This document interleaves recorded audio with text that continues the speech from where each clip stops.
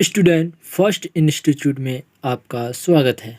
तो आज फिर से लेकर आया हूँ आप लोगों के लिए सब्जेक्ट बायोलॉजी यानी जीव विज्ञान चैप्टर 1 क्लास 10 पार्ट 3।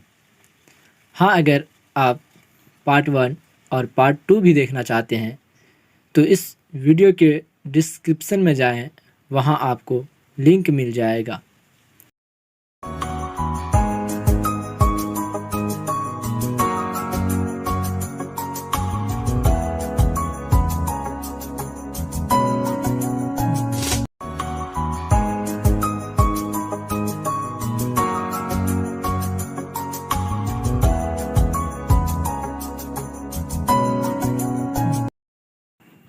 शुरू करते हैं आज का टॉपिक पौधों में पोषण। इसमें पहला प्रश्न है प्रकाश संश्लेषण यानी फोटोसिंथेसिस क्या है, इसका रासायनिक समीकरण लिखें। आइए इसके बारे में जानते हैं। वह उपचयक क्रिया जिसमें सूर्य के प्रकाश तथा पर्णहरित की उपस्थिति में हरे पौधे जल यानी H2O और कार्बन डाइऑक्साइड यानी CO2 से कार्बोहाइड्रेट जैसे जटिल कार्बनिक भोज्य पदार्थ का संश्लेषण करते हैं तथा ऑक्सीजन यानी O2 उपोत्पाद बाई प्रोडक्ट के रूप में बाहर निकलता है, प्रकाश संश्लेषण कहलाता है।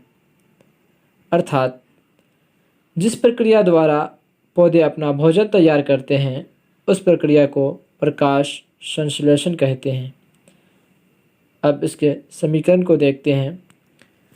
6CO2 plus 12H2O Surya Prakash और क्लोरोफिल की उपस्थिति में अभिक्रिया करके C6H12O6 plus 6O2 plus 6H2O बनाता है, यानी 6CO2 carbon dioxide plus 12H2O ये जल है। कार्बन डाइऑक्साइड और जल सूर्य प्रकाश और क्लोरोफिल की उपस्थिति में अभिक्रिया करके ग्लूकोज यानी C6H12O6 प्लस 6O2 यानी ऑक्सीजन प्लस 6H2O यानी जल बनाता है।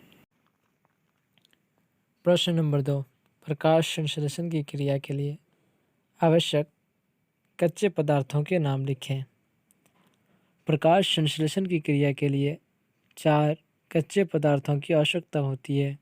नंबर 1 पर्णहरित या क्लोरोफिल, नंबर 2 कार्बन डाइऑक्साइड यानी CO2, नंबर 3 जल यानी H2O, नंबर 4 सूर्य प्रकाश। अब क्वेश्चन नंबर 3 के बारे में जानते हैं।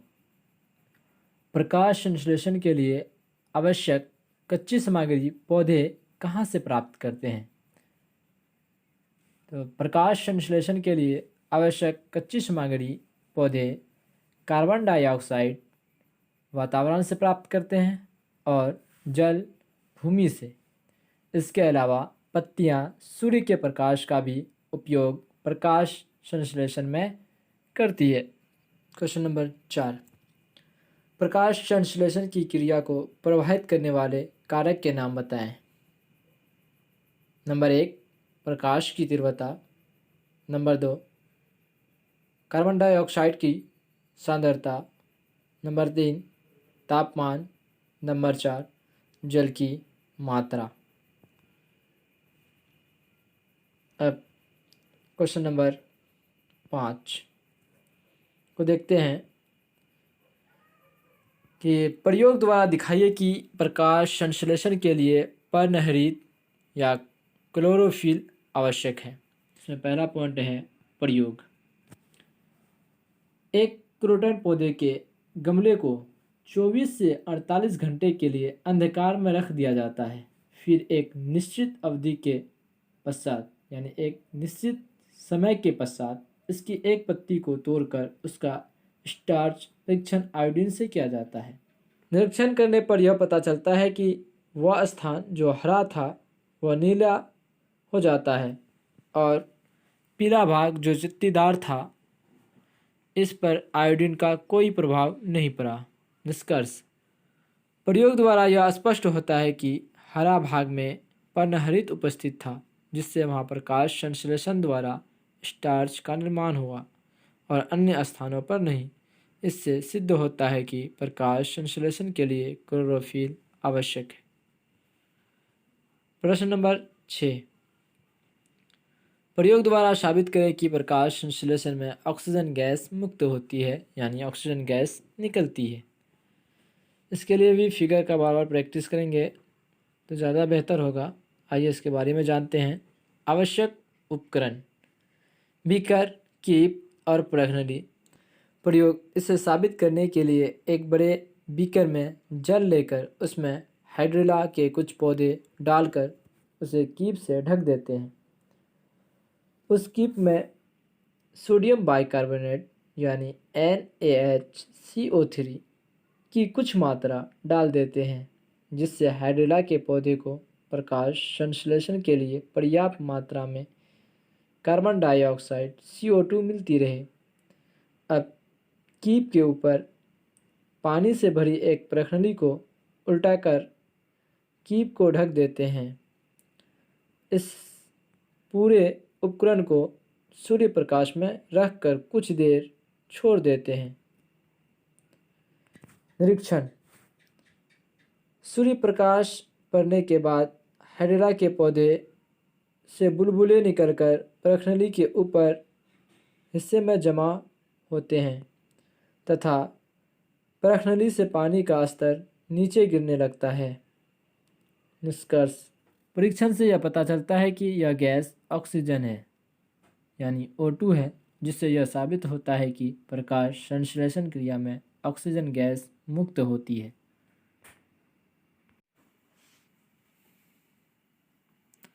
क्वेश्चन नंबर 7, प्रयोग द्वारा सिद्ध कीजिए कि प्रकाश संश्लेषण के लिए CO2 यानी कार्बन डाइऑक्साइड आवश्यक है। सबसे पहले ये फिगर है, ये फिगर को देखें और प्रैक्टिस भी करें। आइए इसमें जानते हैं उपकरण। गमले में लगा पौधा KOH यानी कास्टिक पोटेशियम के घोल से भरी बोतल कॉर्क Ki यानी पोटेशियम आयोडाइड के घोल आदि। अब विधि को देखते हैं। गमले के पौधे को 36 से 48 घंटे अंधेरे में रखते हैं।